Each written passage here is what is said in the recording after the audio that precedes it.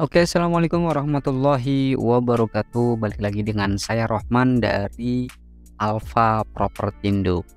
Buat Bapak Ibu yang baru menemukan channel ini, silakan bantu support dengan cara klik tombol subscribe dan aktifkan logo loncengnya supaya Bapak Ibu tidak ketinggalan untuk update terbaru dari channel Alfa Propertindo.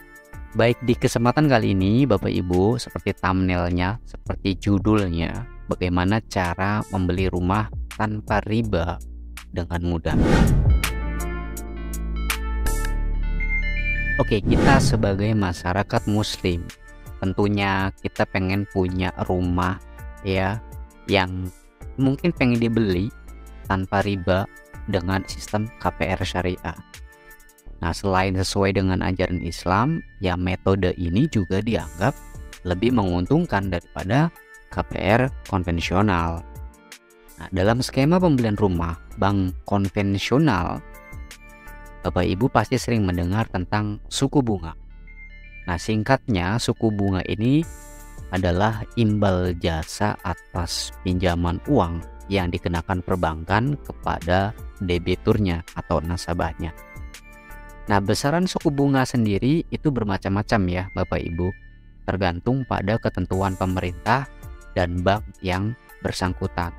Akan tetapi tidak dipungkiri kalau suku bunga adalah salah satu faktor yang memberatkan masyarakat dalam melunasi cicilan rumah. Nah, ditambah lagi adanya bunga yang dianggap bertentangan dengan syariat Islam. Nah, kalau Bapak Ibu yang beragama Muslim, ada baiknya untuk membeli rumah tanpa riba. Nah, di kesempatan kali ini, video ini kita akan bahas beberapa cara atau tips membeli rumah secara tunai yang wajib Bapak Ibu ketahui. Yang pertama, cara membeli rumah tanpa riba dengan mudah yaitu beli rumah secara tunai. Ya, cara paling efektif beli rumah tanpa riba ya dengan membelinya secara cash, secara tunai. Cara ini sudah pasti membuat Bapak Ibu itu terhindar dari praktik maupun potensi riba. Nah, membeli rumah secara tunai atau cash terlihat lebih menguntungkan Bapak Ibu. Sebab beberapa developer itu kerap memberi hadiah kepada mereka yang membeli lewat cash keras. Yang kedua, ajukan cicilan langsung ke developer properti syariah. Kalau cara membeli rumah tanpa riba selanjutnya yaitu melalui cicilan langsung ke developer properti syariah. Nah, beberapa developer properti syariah juga itu ada yang menerima cicilan langsung tanpa perantara bank ya. Sekarang sudah banyak kok ya Bapak Ibu, tinggal pilih saja dengan tenor hanya 1-5 tahun saja. Akan tetapi Bapak Ibu juga perlu mewaspadai ya modus penipuan perumahan syariah yang saat ini juga cukup marak terjadi. Oleh sebab itu, sebaiknya Bapak Ibu perlu cek legalitas developer sebelum memutuskan untuk membeli rumah syariah ataupun konvensional. Nah, video yang sebelumnya sudah pernah saya bahas tentang cara membeli KPR rumah tanpa tertipu ya. Itu juga Bapak Ibu bisa tonton terlebih dahulu video sebelumnya. Poin ketiga yaitu mengajukan KPR melalui bank syariah. Nah, mengajukan kredit kepemilikan rumah atau KPR itu bisa juga ke lembaga perbankan syariah yang menjadi opsi cara memiliki rumah atau membeli rumah itu tanpa riba. Berbeda dengan KPR dari bank konvensional tentunya ya Bapak Ibu ya. KPR bank syariah ini menerapkan sistem kredit yang sesuai syariat Islam. Nah, oleh karena itu, mengajukan KPR syariah itu bisa dianggap sebagai cara kredit rumah tanpa riba yang efektif. Poin yang keempat, negosiasi dengan penjual rumah. Cara memiliki rumah tanpa riba itu ada di poin keempat, yaitu negosiasi secara langsung dengan penjual.